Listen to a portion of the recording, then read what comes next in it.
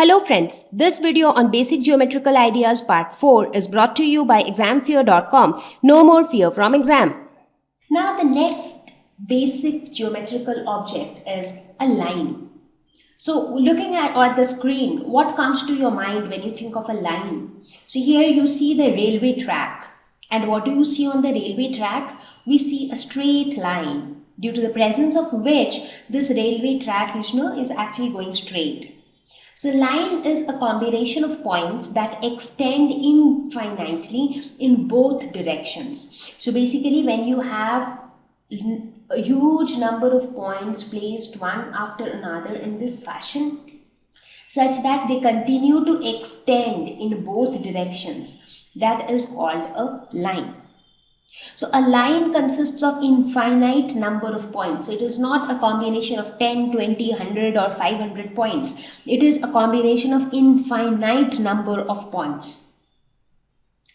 Now lines can be of two types. It can be a straight line like this, or it could be a curved line like this. Now, it is not always necessary that line always needs to be straight. It can be straight, it can also be curved. And how do we represent line? Any line, let us name this line as AB. If this line is named as AB, so we represent it as AB with an arrow over it, and please make sure that this arrow sign is there at both the ends, because it actually tries to show that it is a line because it extends indefinitely in both the directions. So this is about line. Now normally whenever we use the term line, we generally refer to straight lines. However, in true sense, it is not necessary that line always has to be a straight line. Line can be a curved line as well. But in general, whenever we use lines, we refer to straight lines. So let us look at few more examples of images and let's see if we understand whether it is a straight line or a curved line. What is this? This is again a straight line. Let's take another example. Let's say if you have something like this. What is this? This is definitely a curved line because it is not straight. You think of something of this sort. This is also a curved line, right? But when you think of a line like this again is a straight line. So this is how you can differentiate between a straight line and a curved line. Now when it comes to the dimension of a line, because in case of point we saw that point has no length, no width, no height. What about line? Now a line definitely has a length because we can definitely measure the length of a line. In fact, if you have a railway line running from one point to another point, we can definitely measure the length, but a line has no thickness as such. So you really do not have any thickness of the line. So this thickness is negligible. So a line has no thickness. The next object would be line segment. So line and line segment, they sound to be similar, but they are not really similar. So it is a part of a line with fixed endpoints. Now we saw that in case of line, it extends indefinitely in both the directions. So that is what is not true for line segment. So line segment has a fixed length. It has fixed endpoints beyond which it doesn't extend. So we can call it as a portion of the line. So this was a straight line as we learned in the previous slide, right? Now line segment is a part of this line with fixed endpoints. So let's say that we fix two endpoints on this line.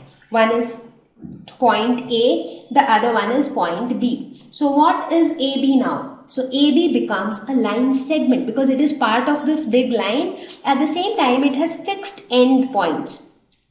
So any line segment, the most important part in a line to recognize a line segment is that it has fixed endpoints, and for a line it extends indefinitely in both directions. Now how do we represent a line segment? So a line segment is always represented like this, AB with a dash over it. Now, how is it different from representing a line? Now, when we represented a line, we wrote it like this.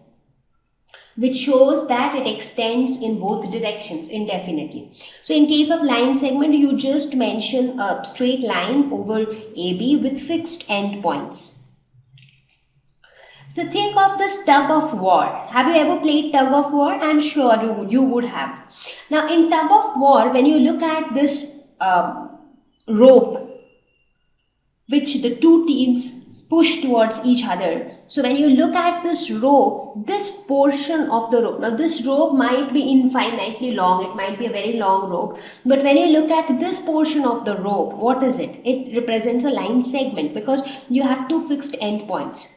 Again, when you look at some portion, again some different portion of the rope, that could again be like two fixed endpoints. In fact, it is also possible that the entire length of the rope is like fixed. You do not have it beyond that. So that also becomes an example of a line segment.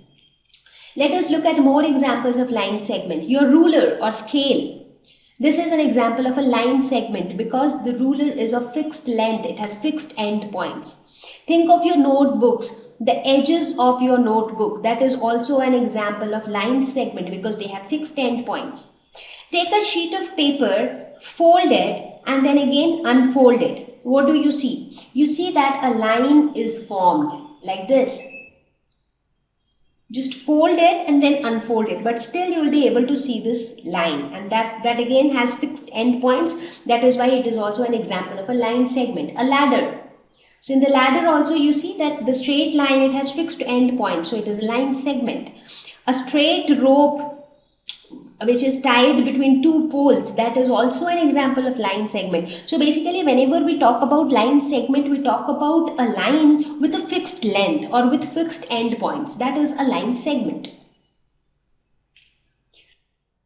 Thank you. Please visit examfear.com for free quality education. You can learn with a simple 4-step learning process wherein you can watch video lessons, you can ask your questions, you can refer notes, and you can take a free online test. We have content for class 6 to 12 on physics, chemistry, mathematics, and biology along with practical videos. So please subscribe to our channel for daily updates. Thank you.